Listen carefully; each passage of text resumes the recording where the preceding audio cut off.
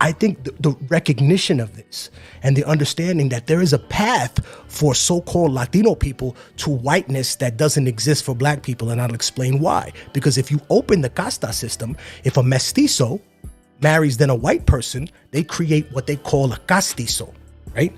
A castizo then marries a white person and there's less than 1/16 of indigenous blood. That person is considered white by law in the 1700s and 1800s in Latin America. Say that one more time. I'm telling you, the break that one down more castizo time. marries a white person or married a white person. And now I'm going to get the fools that say, oh, this is ancient history. Well, it's not, because in Latin America, Barack Obama and someone of that color is not considered black. You can ask my Dominican friends. They'll say, oh, no, he's trigueño. Oh, he's un indio oscuro. Right, because you want to be anything but the lowest thing on the casta system, which is an indio or a black person. And the reality is that keeping those two individuals fighting each other is the only way that Europeans gain supremacy in the New World. Without that, they wouldn't have it. And another thing that has to be said about America is when people say this is turning into a third world country, I want the audience, I want the kids at home, when you get bullied like that, you look those people right in the face and you say, well, without all the land and the free people and the labor that you stole, that's what you've always been, a backwater third world country. Because back in the days when the 13 colonies were around, that island of Haiti made more money for France than all the 13 colonies did for broke-ass England. Welcome back to the podcast. Welcome back. Beloved, it is indeed your brother Big VJ checking in. Today's conversation, we're going to talk about racial conflict between the black seed and the brown seed, beloved. That's going to be today's discussion. So shout out to our brother Corey. It's our brother Corey that put this conversation on the table through a comment, because he wanted to know, and he wanted us to do a podcast on anti-black racism found in Latin America, along with anti-black racism found in the great state of California, right? So, beloved, we are here. And in this conversation, there's a lot of different things that we have to go over in talking about black and brown conflict.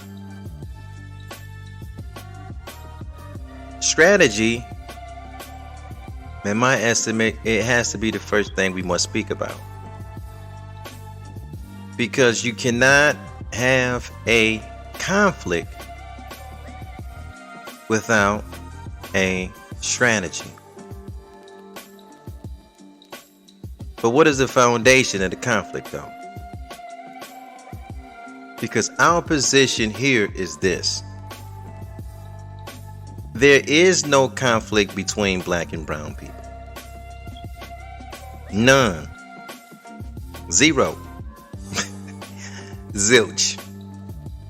The only conflict that you're going to see between black and brown people is manufactured by the mischief maker himself. Wake him up, brother. There is, again, no conflict between the original man and the firstborn. It just does not exist. If we do see a conflict between the original man and the firstborn, which is the brown seed, that conflict have been manufactured to be that way. It's not real. Because a conflict has to have a foundation. So what is the foundation of the black seed and the brown seed going back and forth? What's the foundation of the conflict? Is it over values? Because this is where the foundation of conflict lies in. Generally, it's okay, this group have a different set of values than this group, or different beliefs than this group, or it's a battle over resources, or it's some kind of like misperception, miscommunication going on, or maybe like the conflict is emotional. A relationship went bad somewhere, or maybe the goals are different. The brown seed community have a different set of goals than the black seed community, and then that causes conflict. But when you start to pin it down, you can't pin it down because it's not real. We did this conversation maybe like something similar to this, I'd say. Maybe like 3-4 years ago. It was a brother from Chi-Town, and he was saying like, V, check this out. He was like, bro, there's black seed communities in Chicago that the brown man is not allowed in. And then he was like, yo, it's brown seed communities out here in Chicago that the black seed can't even walk through. And my reply was, well, beloved, there's black seed communities in Chicago that black seed people can't even go through, right? So you can't tell me about a black and brown man conflict because the black man got an issue with the black man. But my reply to even that is, when you see the original man having conflict with another original man, it's somebody behind that curtain too now. It just ain't, because we all the same. What is the conflict over? That conflict, beloved, I submit to you, has been manufactured. That's not real. See, root knowledge is different than branch knowledge. Branch knowledge is what we can see is visible. Everybody can see what's on the limbs of the tree. You can be in a moving car and just glance over, riding a bike, riding a motorcycle. You can glance over, you can see the branches of. But that seed that's planted in that ground, the root grows first, and then out of that root, then now you see what kind of tree, what. So the very origin of a thing is what we have to study. The original man have the same values as other original men, yet there's a conflict. Who is behind the curtain pitting us against each other? And I have to say it this way because, yeah, it's going to be like, because we're taught this. We're taught that the mischief maker, he just can point out our differences, whatever they may be, small or great. And through those differences is how he turns one against the other. But if I can show that he does this with our own people, it's going to be very easy for him to do that with another people, because he can point out more differences. Skin color, hair, the way you talk, accent, size, shape. He can. But you pull all of that back. And what is it really about? It's about power. It's about power, beloved. There is no conflict between the black seed and the brown seed. It's not. It is what? 10, maybe 11 areas of people activity. And if we start going through all of these areas of people's activity and we break them down one by, we can't pin it down. We won't be able to pin down where the conflict is at. If we go over education, entertainment, law, medicine, labor, housing, economics, religion, politics, etc., we can't pin down the black and brown conflict. So what do we see on the surface? We see a strategy that is in place, and this strategy is put in place for the purpose of divide and rule. And this ain't in our playbook. This ain't in the brown man's playbook. This is 101 out of the devil's playbook. The conflict that we have is manufactured. Me talking about anti-black racism in Latin America, anti-black racism in California, it's the same as me talking about the Hutu and the Tutsi going back and forth. And these are both Black Sea people. That's why we talk so much about history. Somebody manufactured that conflict between the Hutu and the Tutsi. Somebody manufactured that conflict when Gaddafi fell, right? And we see him sitting as the president of Libya, and then the devil got next to some dissatisfied citizens in Benghazi, and they put one against that conflict was manufactured. The same thing we seen in Uganda when Idi Amin was in power. And Idi Amin wanted to fix his economy, and he started putting out the Pakistanis and he putting out the Indians, and then what happened? He said the Jaime's got to go. Then all of a sudden, they manufactured another conflict and they chased Idi up out of there. We study the history of East India. The British feared that the East Indians and these Hindu people now unifying with the Muslims. The British went there and pitted them against each other. That conflict that they had was manufactured.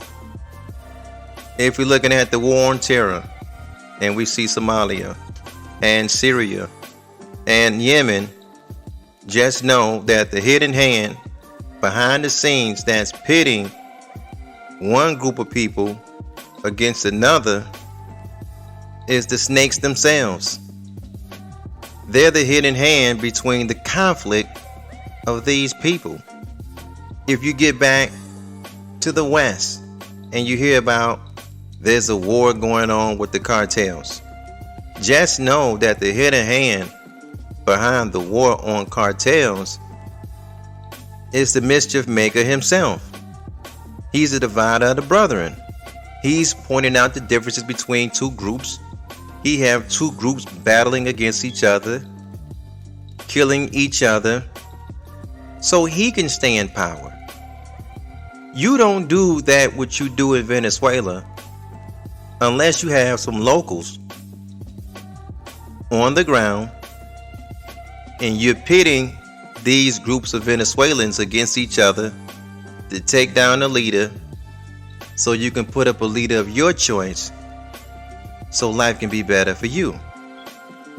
The devil does this with colored nations, colored people. The devil would do this with his own people. I mean, we all looking at the same. We see those devils over there in Ukraine and Russia. They're going back and forth. But the hidden hand behind the conflict of his own people is the snake. They fund conflicts between two people for their betterment. I mean, the Ghazi war, the snakes got involvement. Israel and Hezbollah, it's these snakes.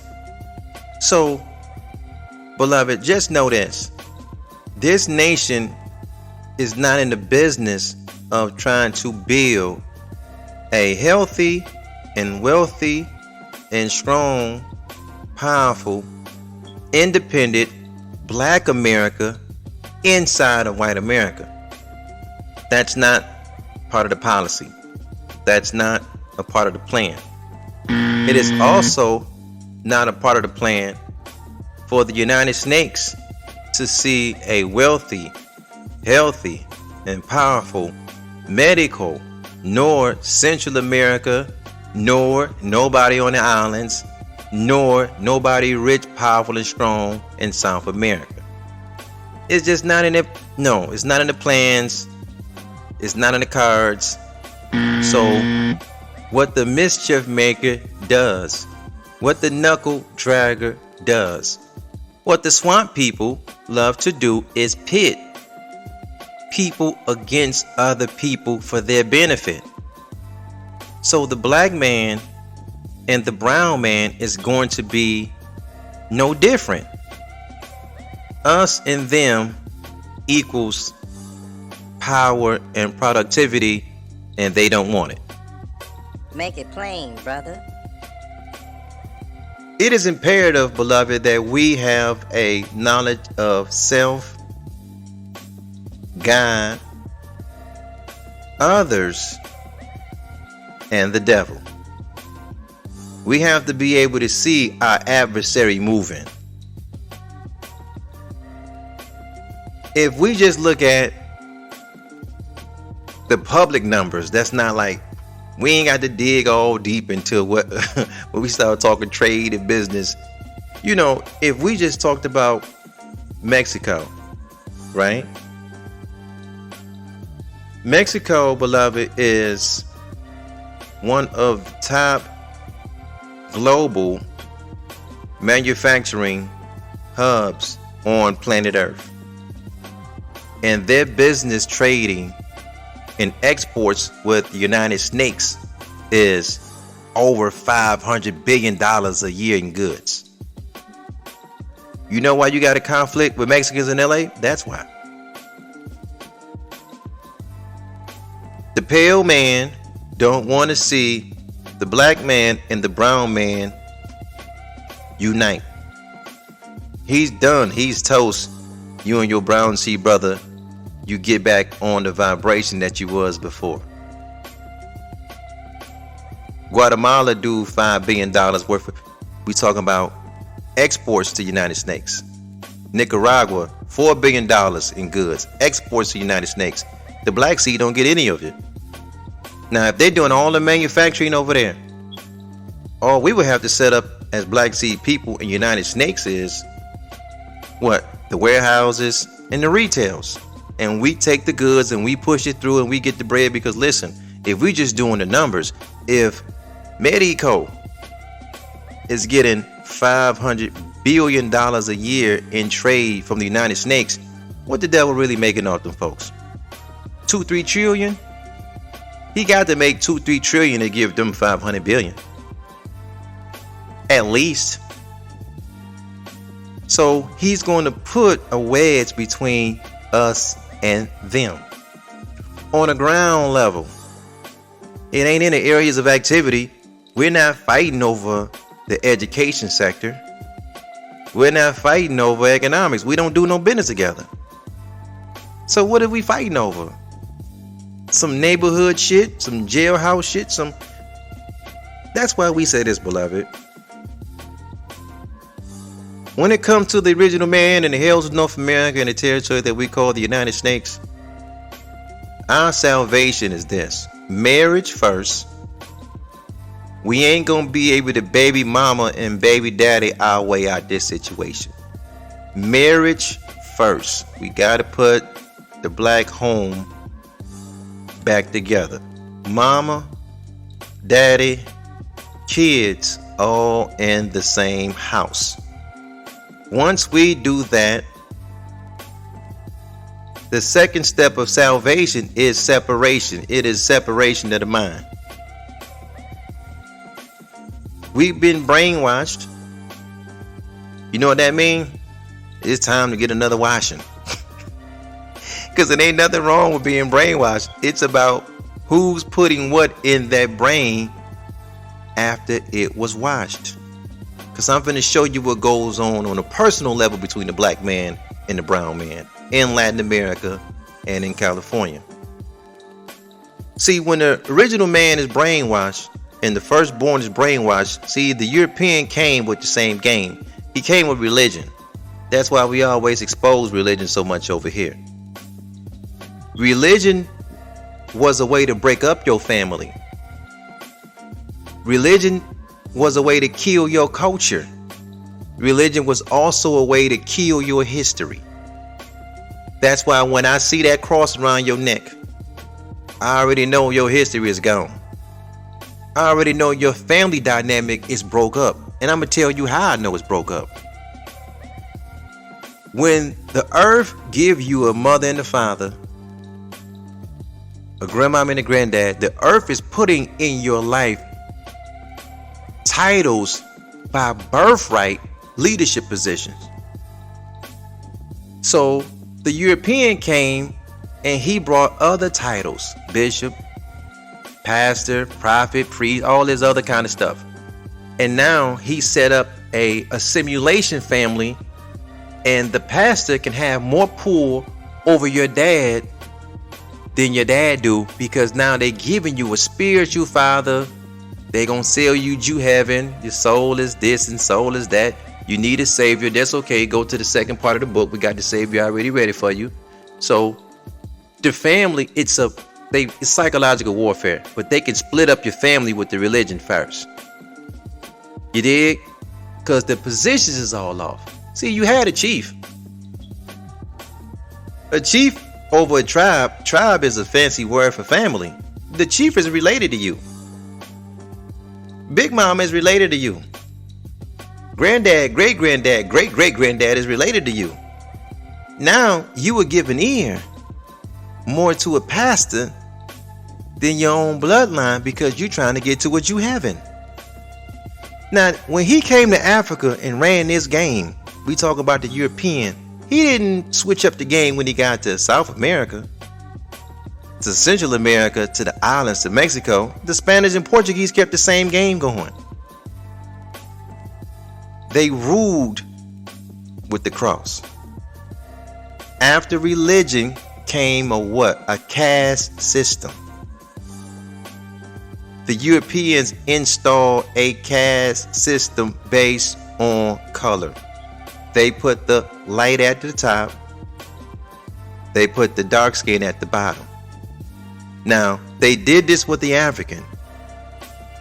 They did this with the Mexican, Central America, South American brother too now.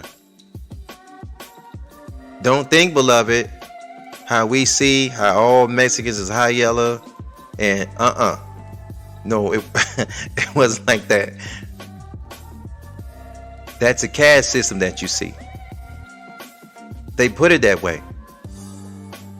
You see how they could, this is a scam that they're running. Now they're gonna put the old against the young. They're gonna put the male against the female, and then they're gonna come and give everybody a new name. Your name as an individual is new, and your name as a group is now new.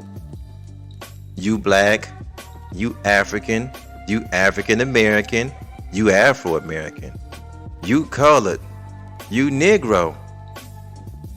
That's the play. Same with the brown seed. He's Latino, he's Chicano, he's Mexican, he's Hispanic, he's Mestizo, he's Zambio, he's Lobos, he's a Chino, he's a Catazo. He's just they just making it up as they go along, brother. Listen, the Spanish and Portuguese, they get amongst brown seed people. They had 16 different titles they would call the folks. It's confusion on purpose. Now you look at the brown seed, beloved. He does not know his original name. He don't got his original tongue. His culture is gone. He's Rodriguez and Lopez and Carlos and Salvador and Mateo and Santiago, and you know when you see Sebastian, that ain't his real name. You know when you see Juan, that ain't his real name. You know when you see Jose, that's not his real name. He do not have a thorough knowledge of self. The European took it. But look at you. He took your name from you. So you Tyrone, and you Smith, and you Jackson, and you Johnson, and you Jordan, and Williams, and Cartwright. Now you O'Neal. Damn, you even took the name after the Mick. You Kirksey, you Dwight, you Taylor. You're not even yourself. So when you have two people that have no knowledge of themselves, and you see them at conflict, it's somebody behind that, beloved. Message. That conflict is made and put there by design.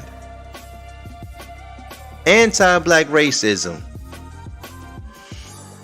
I don't know. I probably would have used the title Inter-minority racism. That's when the white boy, he controlled the reward and punishment system, and then the two smaller minority groups is at each other's throat. But that's just like a hustle. That's just a strategy he used, because he understands that, pitting two minority groups against each other, it'll lead to long-term instability, ethnic polarization, and violence. The conflict is manufactured, though, is the point. And we have to pay our attention to the people that's manufacturing these conflicts, because they're not real. These are like vampire style people. They're predator people. They have the nature like of a shark, a wolf, a vulture. They're users. This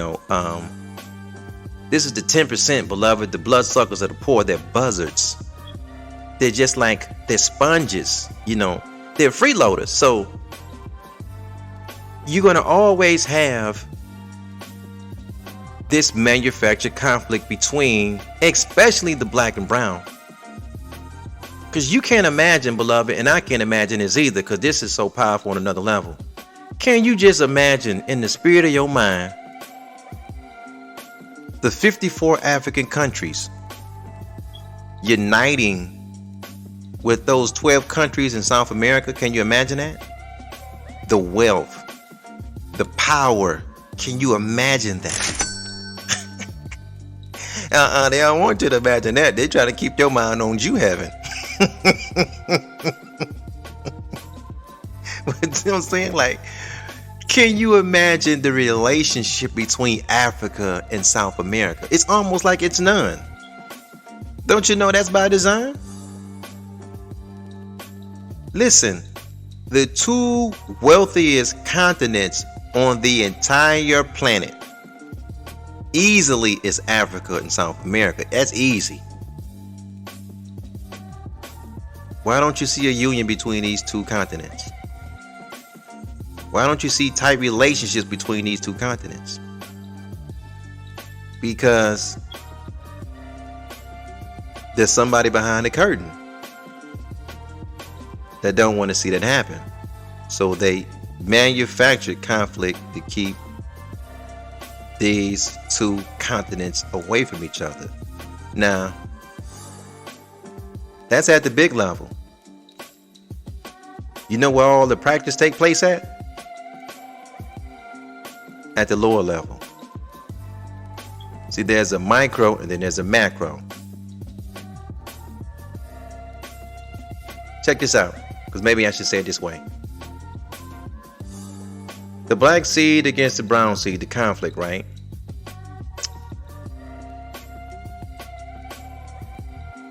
There was a bottle farm. I'm thinking this is Kurt Vonnegut, because he's an American author. I'm thinking this is him, right? But there was a bottle farm, and this bottle farm was filled with ants. How many of us heard this back at the G about the 100 red ants and the 100 black ants? It was an experiment. I think it's Kurt Vonnegut, if I'm not mistaken. This is because he's an author, right? The 100 black ants and the 100 red ants was put on a bottle farm. And what the observers noticed is that the red ants just walked by the black ants. It was nothing. You dig? Everything is all good. And then they would have a person called the shaker, and the shaker would just shake up the bottle farm. He'd shake up the bottle with the red ants and the black ants in it. And then when he would stop shaking it, all of a sudden, the black ants and the red ants will look at each other as enemies, and they will fight to the death. You dig? Now, the fighting is what we would call, beloved, branch knowledge. Because an observer that came late, they could just see what happened after the shaking and say, just look, there's a lot of conflict going on between the black ants and the red ants. But It take the brother with a knowledge of self that study root knowledge. He say, no, that's not what happened. The whole thing was constructed. The whole bottle farm from the beginning, it was constructed as an experiment. And everything went well with the black ants and the red ants. And then there was a shaker that came. And that shaker caused confusion on that ant bottle farm. And that's what made the ants begin to attack each other. But if the shaker never shook it, if that freeloader never shook it, if that bloodsucker, if that henchman, if that deadbeat never shook it, it's no conflict. Beloved, I can submit to you that's the same thing that's going on with the black seed and the brown seed. Man, it ain't no conflict between us. We have to be able to see that somebody's shaking the bottle. But once we identify they shaking the bottle, we have to see why. Well, the reason why is because our salvation is marriage, separation, and then that would lead us to business. Business, beloved, is trading. That's all business is. Trading, beloved. Trade routes get developed. Things are being bought. Things are being sold for money, for profit. Because, see, the function of business, the core is trade.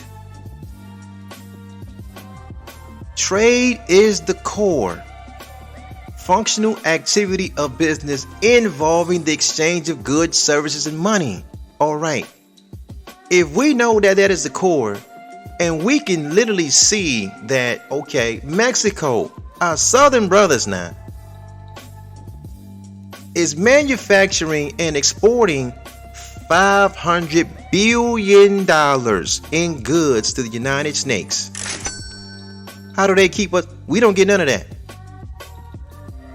We don't get none of that. We're not building warehouses.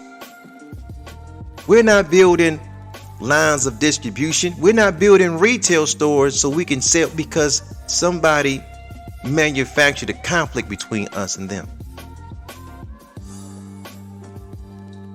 That's the whole play, beloved. Before we go now, I'm going to share this with you. I'm gonna show you. I'm gonna tell you a story before we get up out of here, right? I'm gonna tell you a story. I'm gonna go back about 20 years, though. Look, you know the drug game is one of the only games that the black seed and the brown seed do together, and they cut the white man out. Because there was a time that we needed that cracker because he had the ships and he had the goddamn, you know, the boats and the planes and he had all that kind of shit. So when the dope game was first doing its thing, the white boy got a piece of the action. You know, but the black seed is, he gets innovative.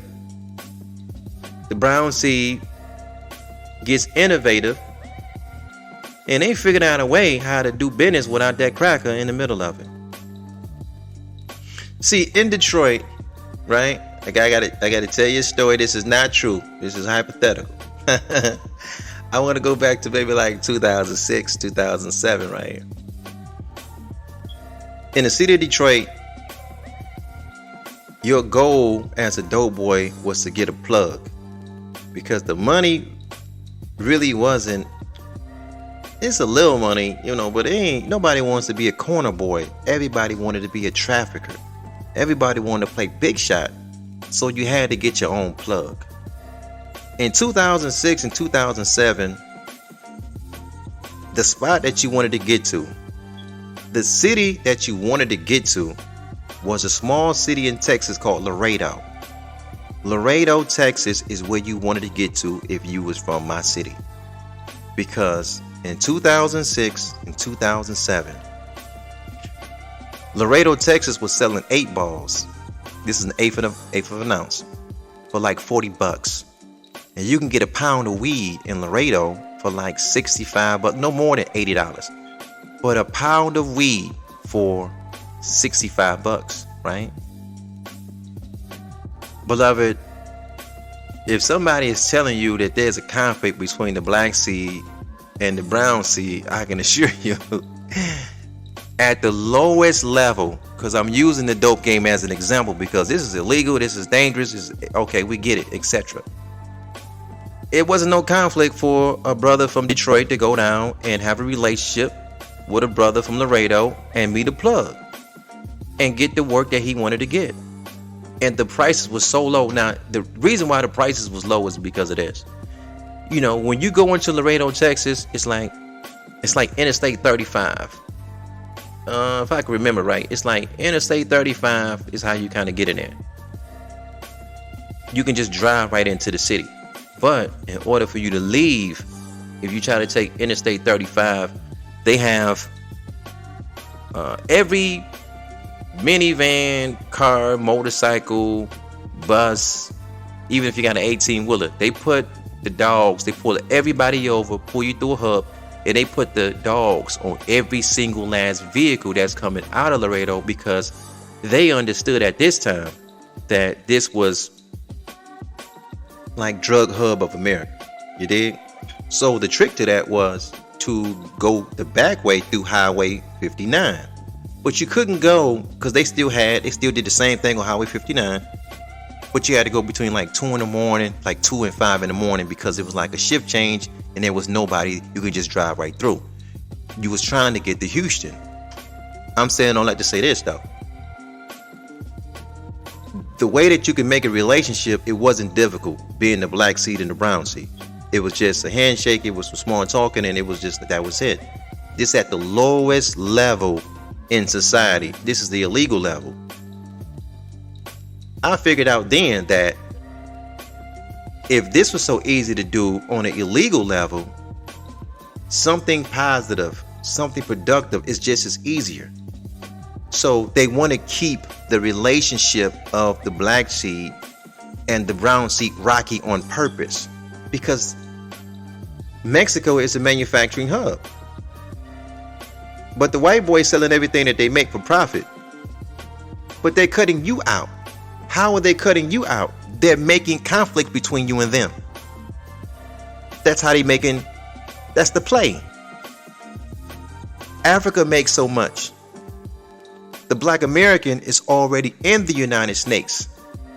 So there's a conflict between the black American and the African. Oh, that's manufactured. Because when Africa is making goods, it's almost like impossible.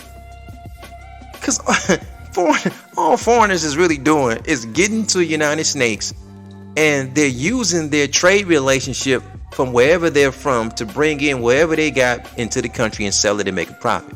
Everybody can do that but us because we have an open enemy that is over us that is making conflicts between other groups around us.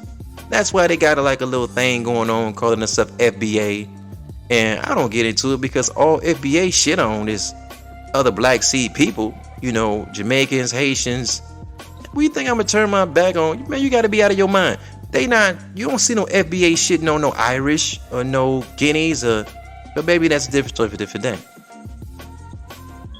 The conflict, beloved, in my estimate, is manufactured. But when we go into our salvation,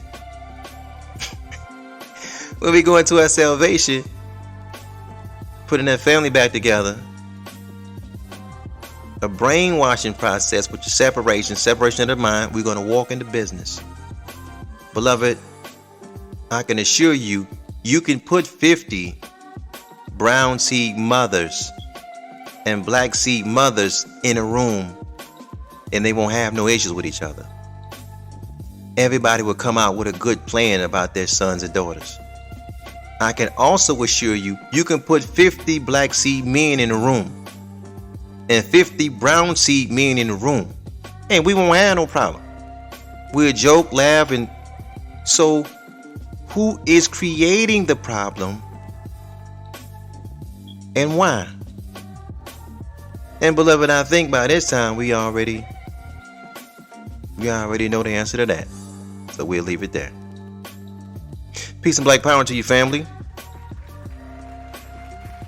Thank you guys so much for listening, hanging out, beloved. This is indeed Real Black Culture the Phone Podcast. Hey man, it's your brother B, man. I'm gonna get it with you guys later. Peace, people, beloved, and more peace.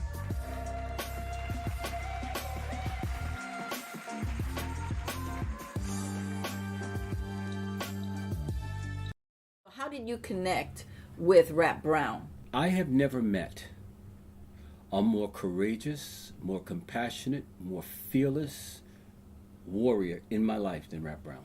He was literally afraid of nothing. Rap Brown was the man that I wanted to be. He was the hunter that I wanted to be. He was the spirit head of a clan. He was wise. And he loved black people. The love that he had exuded from him. It wasn't something he talked about. It's something he lived. He became Muslim way after I met him. But I saw in him a leader for the new America.